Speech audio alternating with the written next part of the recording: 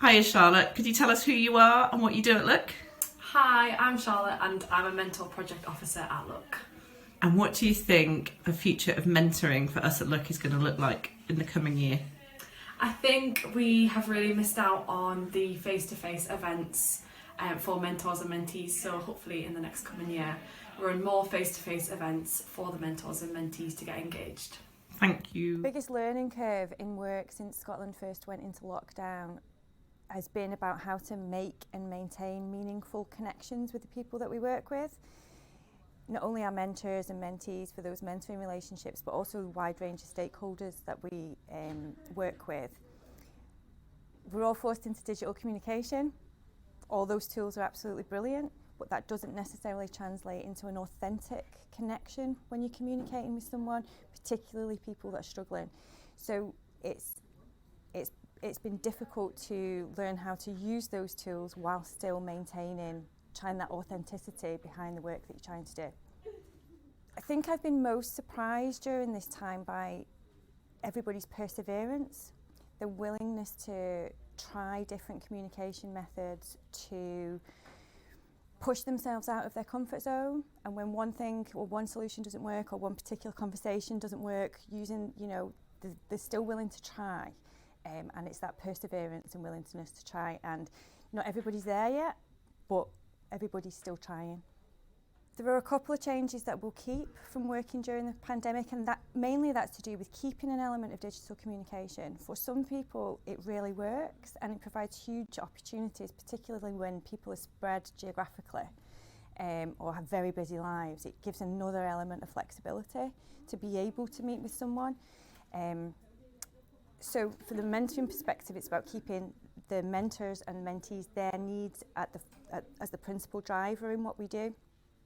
And as a programme, it's just about being as agile as possible so that we can respond and adapt and change to the needs of our participants.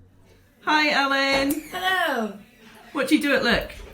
I am one of the team at Look who manage the mentoring programme. So we run a peer support project connecting visually impaired young people with mentors. Fantastic. And what do you think, from how we've worked during the pandemic, will you want to take forward into post-pandemic mentoring work?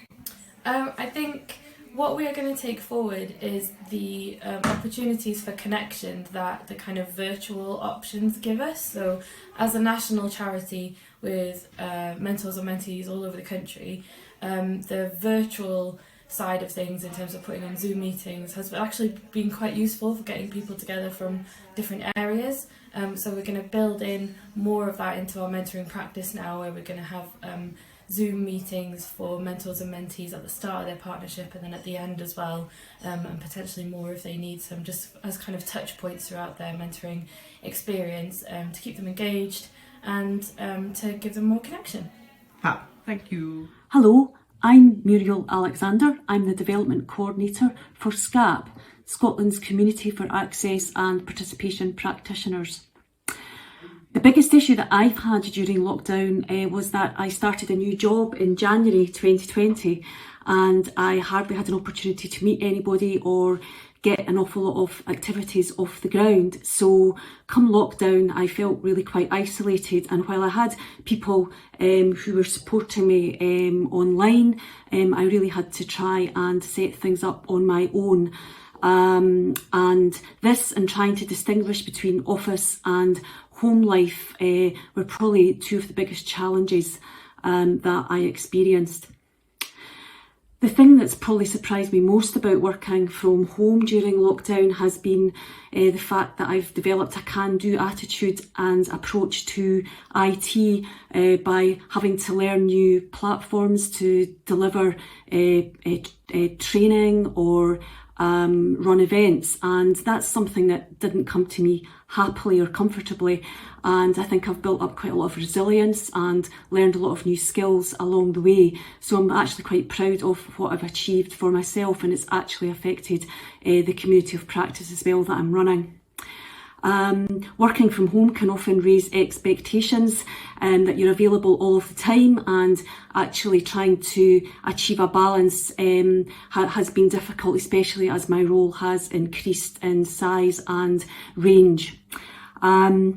I decided to set up a mentoring programme during lockdown for our widening participation practitioners.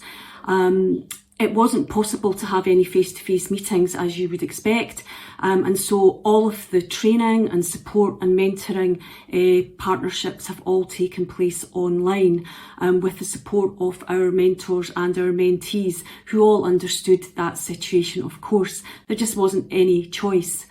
One benefit from lockdown was that I was able to match people from across Scotland and not be confined by geography, which might not otherwise have been achieved because of time or money or availability. I think this provided me with a lot more flexibility and choice, and arguably I was able to get better fits between the mentors and the mentees, so I could match what mentees were looking for and the skills and experience that mentors had to offer. For the future, I think a hybrid approach to mentoring will form the shape of mentoring balancing both online and in-person partnerships and meetings.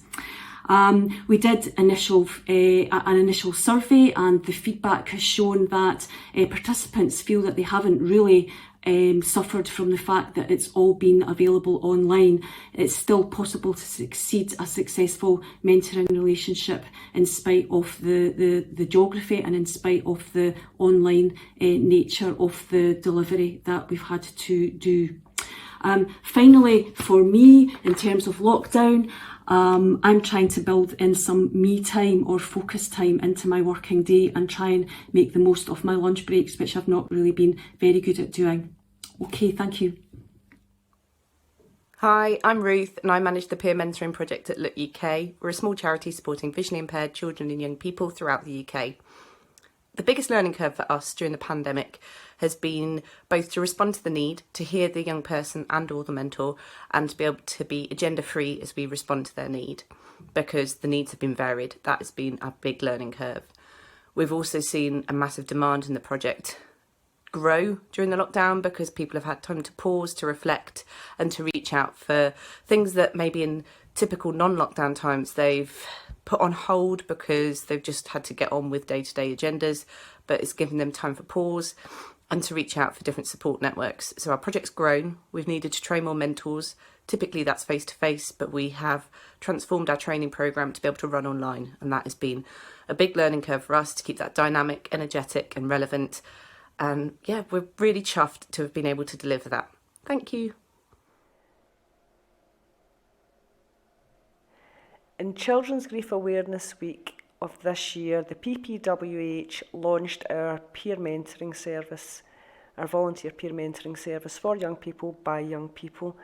This service was developed following from our pilot, which was launched in 2018, which had adult volunteer mentors. The purpose of this was to build confidence, self-esteem and resilience in young people who are bereaved. A child loses a parent every 22 minutes in the UK, and we also know there's a link between criminality and bereavement in young people. So the learning from our volunteer mentoring pilot programme informed how our peer mentoring service was going to look.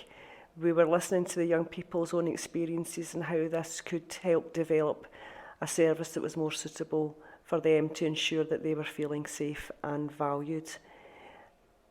The value of peer support allows people to feel less isolated, because young people were telling us that their friends just don't get it, they don't understand what it's like to be grieving. We put 4 young people through a 4-week training course covering hospice care, loss, grief and bereavement, the mentoring relationship and boundaries and safeguarding, which obviously are very, very important. We realise that these young people are also grieving.